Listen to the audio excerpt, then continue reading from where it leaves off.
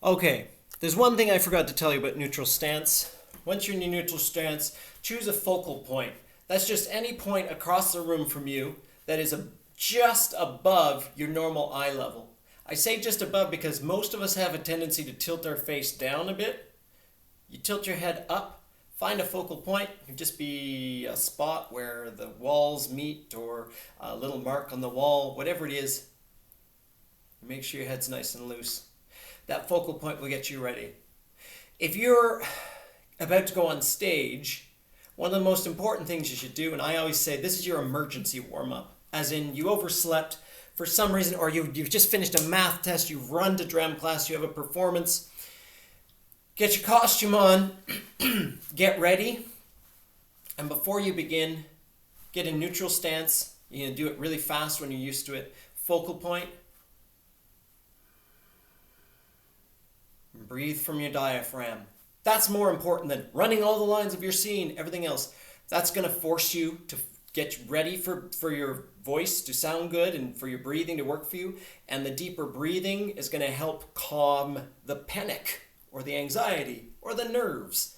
And I always say, if you're not at least a little bit nervous before you perform, I'm nervous in the audience because I want you to care. I don't want you to care to the point that you're upset by it, but I never had an opening night where I wasn't backstage going, how can I get out of this? I gotta go somewhere. Oh, I hate this. And then it's always fine. It's good. So, did the obnoxious yawn. Throughout all of these, when you make sound, you're always making sure you're not pushing the sound. If you're like, what do you mean pushing the sound? You said push. I mean, engage your diaphragm, but don't push. So, not if it sounds terrible, there's a good chance you're pushing. So just, I'm letting sound come out. There's no pushing involved. So, want to warm up our articulators while we're making a little sound.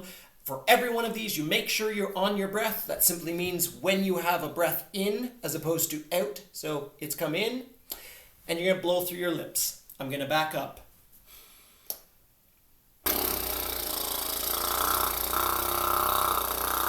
Now, when you're in the classroom with your classmates, this is usually like uber embarrassment, but we're all embarrassed together.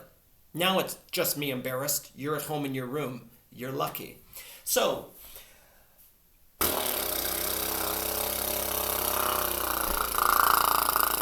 I have no shame. So I blow through my lips for a while. Now, you'll notice, oh my God, a lot of spit is coming out. This is why we're doing this at home and not in the room, because that's a COVID nightmare. But in a normal case, we're in the room, we're spread out. I say, yeah, it's embarrassing that there's spit coming out. But how much better is it that the spit comes out in your warm-up than instead of when you're on stage and the lights are shining on you and every little tiny bit of moisture is really visible. By doing this, you relax in your lips so they're ready to be as articulate as possible. And that's even if you're playing a character who's really, I gotta tell you something, Jimmy. You gotta go to the store. You still have to relax everything and get things neutral in order to do that lazy mouth talker as understandable as humanly possible. I know that sounds like a contradiction. We're going to talk about that when we do character voices. So, after I blow for a while, then I add sound. So, if your parents are my age or older, they'd understand my friend calling this the Jetsons car. It sounds like something from a TV show called The Jetsons when they drive their car through space. So I let my breath come in.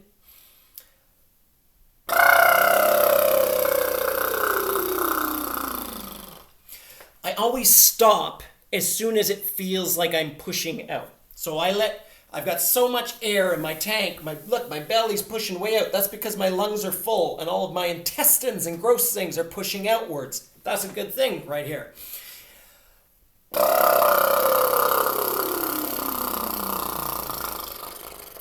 And I like to give my face a little rub in between. Should feel a little tickle, maybe in your nose, around your mouth, your lips. As you do it, that's a good thing. And if you're like me, you like to do extreme things, see if you can push the sound, not the voice. So,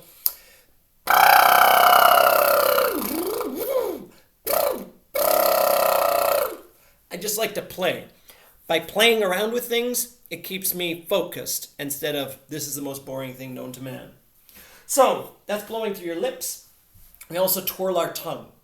Try this. If you can't understand, don't worry, stand by. I'll give you an alternative. So, if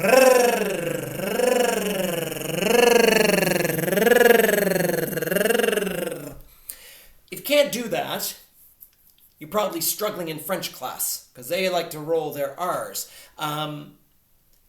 If you can't do that, just anything that engages your tongue. So you might go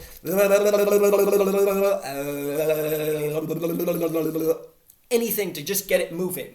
It's the equivalent of, I'm about to run a race.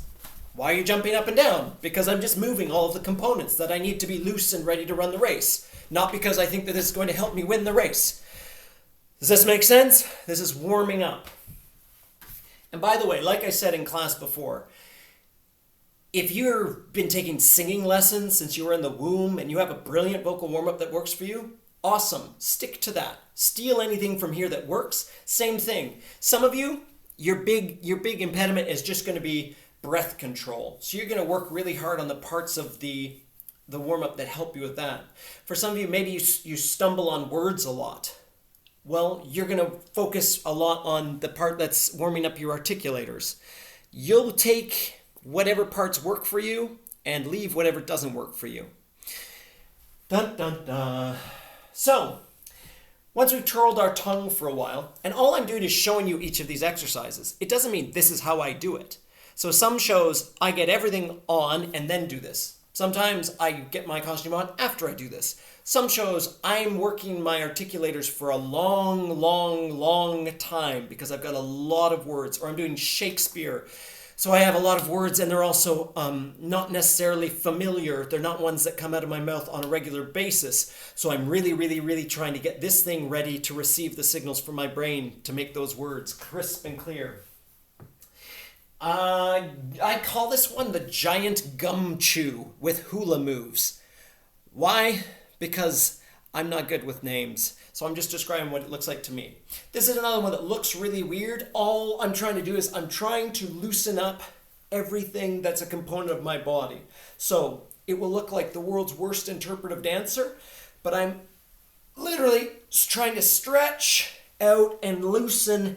Think of like all of your joints involved in this as near the Tin Man, and he needs the little oil. You're lubricating everything, just getting things loose and moving. I hope that makes sense. Guys particularly carry a lot of tension across here because we walk around trying to look like we're really, really, really tough. That tension's useless for your voice. So you're just trying to loosen everything up there.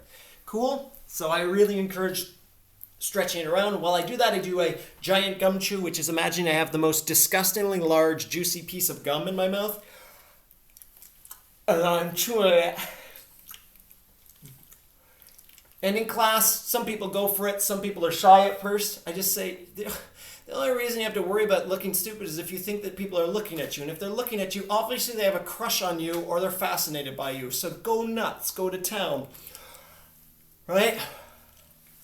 I encourage people to make sounds throughout this. So if you're chewing gum and smacking your lips and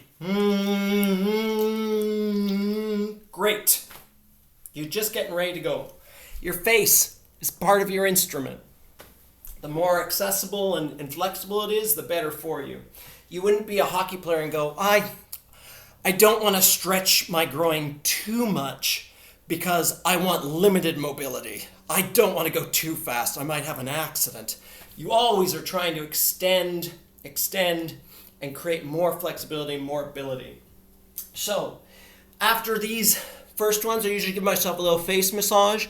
I pay attention to all my sinuses, my nose, my forehead, even go a little bit into my scalp. I get my jaw, feel those hinges right there. You carry a lot of tension in them. Right on the bottom of your ear. Press. You always, just like a stretch, you want to go till you can feel it, but as soon as it hurts, pull back a bit. But put a little tension in there. Try to rub it a bit. That's it. I like to do things like this. I'm just trying to jolt my voice awake. If you're like, this seems really stupid and tedious, okay. But if you're going to speak in the auditorium without a microphone, and you're trying to make sure every single person in that auditorium hears everything you do, every 600 people, the people in the back corners, it's a lot of work. So you got to get yourself in shape by doing this regularly, and then you got to maintain that fitness of speaking by doing this stuff. It's your job. It's why all of us teachers, the first week of school, even after 20 years of teaching, whatever, we all, at the end of the day, we're hoarse. And it's because we've forgotten how to use our voice properly, and we've spoken all day for the first time in 2 months, or in this case, since the beginning of the 6-month March break. So after I give myself a little face massage, what I do for my jaw is I just try to surprise it loose. So I might, I used to do something like this, but people would throttle themselves. So all I'm trying to do is shake myself, get a little counter tension so my jaw hangs loose. Yes. Will you look like an idiot? Yes. Will we all look like idiots? Yes. Therefore, it cancels things out. The only person who then looks lame is the only person who's not trying it. So what I've changed it to is just... That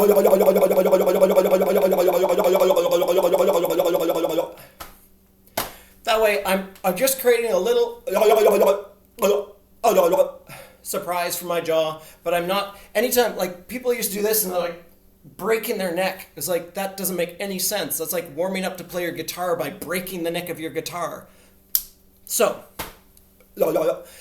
if you can't do that, you can do anything just to engage this and try to relax the tension. We want to hold this really tight. Okay. My list. Next, I try to get on my breath and I do some specific sounds. So these are the specific sounds I have ripped off from people over the years. Mostly from one particular teacher who had an amazing, amazing ability with his voice. So I wait for my voice to arrive, and first I do pocketa, pocketa. So, pocketa, pocketa, pocketa, pocketa. All we're doing is we're over-enunciating the sounds, because between 4 different phrases, I'm going to hit on all sorts of different combinations with my articulators. You don't push it, it's not a race. Pocketa, pocketa, pocketa, pocketa. Like, no, you're blowing your voice out. So you take your time, you're on your breath. Pocketa, pocketa, pocketa, pocketa, pocketa, pocketa, pocketa. Pocketa, pocketa, pocketa, pocketa, pocketa, pocketa, pocketa, pocketa. You're just trying to be crisp and clear. Nothing else. If you're trying to show off, no one cares about that. No one gets bonus points in this world for you. Your pocketaing is extraordinary. So just relax. Make sure you're breathing. If your neck starts to strain or your head comes forward, you're pushing it. Relax. Breathe again. And start. So that's pocketa, pocketa. The next one I do is PTK. PTK. PTK. Do you see how I'm distorting my face? I'm really trying to over-enunciate all of these sounds so that when I tone things down, I can speak more normally but clearly. So I go back and forth as I add new ones. So I might be doing PTK, PTK, and then switch to pocketa, pocketa, PTK, PTK, pocketa, pocketa, pocketa, pocketa, pocketa. I find that when I come back to them, they become easier because I'm loosening up more and more of my instrument. Monogama is my next one. I have all this phonetically on the thing I'll share with you, Mr. Lawson's vocal warm-up. Monogama, monogama, monogama, monogama, monogama, mona, mana, mona, managama, monogama. Pocketa, pocketa, PTK, monogama. Different parts of my voice. Last but not least, try and make your nasal resonators hum with eeny, meeny, peachy, keeny. Eeny, meeny, peachy, keeny. I didn't make this up. I did steal it though. Eeny, meeny, peachy, keeny. Eeny, meeny, peachy, keeny. Eeny, meeny, peachy, keeny. Puckata, me, PPPTK. Monogamma, monogamma. That's all. Those 4 phrases. And I riff on them and I go around in circles. They're all good. Again, if you're trying to put it in here, you can actually put your hands in eeny, meeny, peachy, keeny. But don't push. Don't push from here. You can control from here.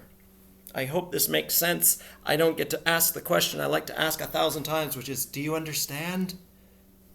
Tell me if you don't. Always making sure you're breathing.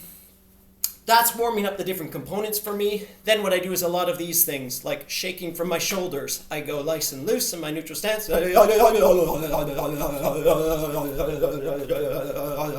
Just making sure things are loose. Yes, you will look at least 20 IQ points dimmer than you actually are by letting your jaw hang open, but that's a good thing in here. I shake from my knees.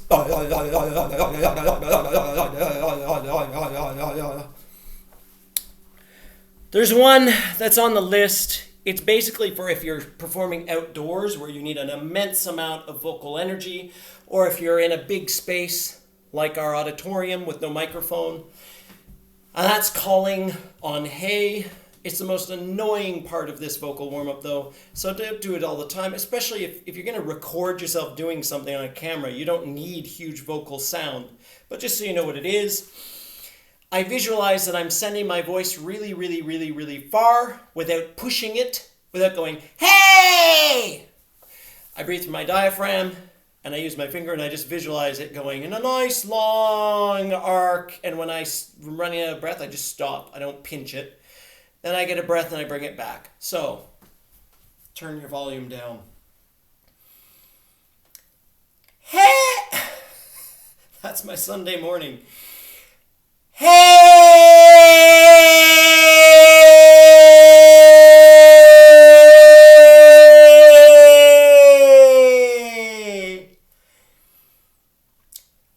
Hey!